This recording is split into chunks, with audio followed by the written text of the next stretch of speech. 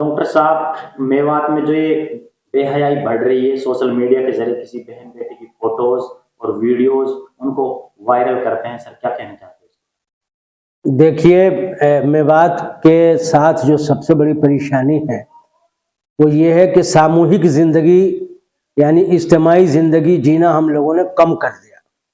जब लोग सामूहिक जीवन जीते थे गांव में, समाज में, तो एक दूसरे पर कुछ शर्म हया बाकी थी। लेकिन आज वोट के चक्कर में गांव में पार्टियां और उसकी वजह से जो लोग अलग अलग जीने लगे और सामूहिक जीवन नहीं जीते, इसकी वजह से जिसको जैसा मन में आता है वो करता है और जिस तरह मन में आता है काम करता है। और उसी से रिलेटेड आज सोशल मीडिया जब आया तो सोशल मीडिया पर ऐसे ऐसे कंटेंट और ऐसी ऐसी तस्वीरें और मैं ये कहूं कि आने लगी और ऐसे ऐसे गीत लिखे जाने लगे जो समाज को शर्मसार करते हैं, शर्मिंदगी वाला महसूस कराने वाली चीजें हुई हैं। इसको जो मेवात के लिए बहुत बुरा है, इसलिए कि मेवात आप जानते हैं कि हजरत मौलाना इलियास साहब की कर्म भूमि है। तबलीगी जमात की यहाँ से शुरुआत हुई है और तबलीग आज पूरी दुनिया में कहीं ना कहीं काम कर रहा है।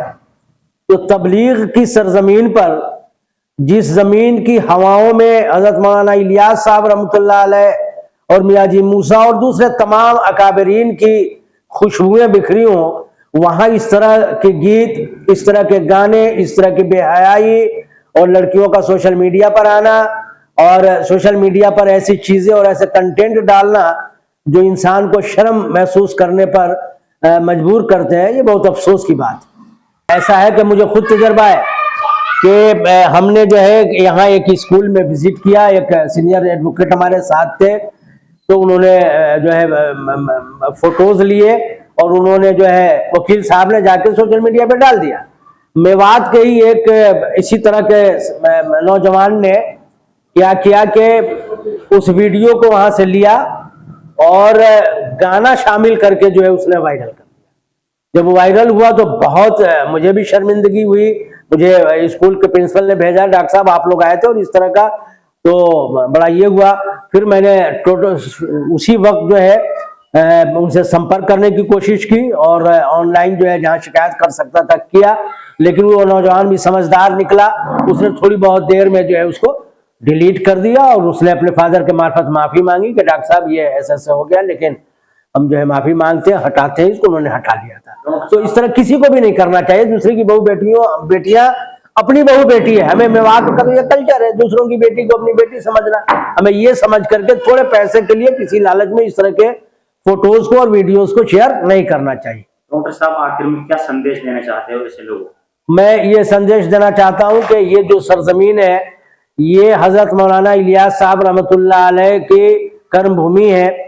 तबलीग की शुरुआत यहाँ से हुई और तबलीग जैसी तहरीक पूरी दुनिया में इस तरह की जोड़ने वाली और इतने लोगों को जोड़ने वाली तहरीक नहीं है।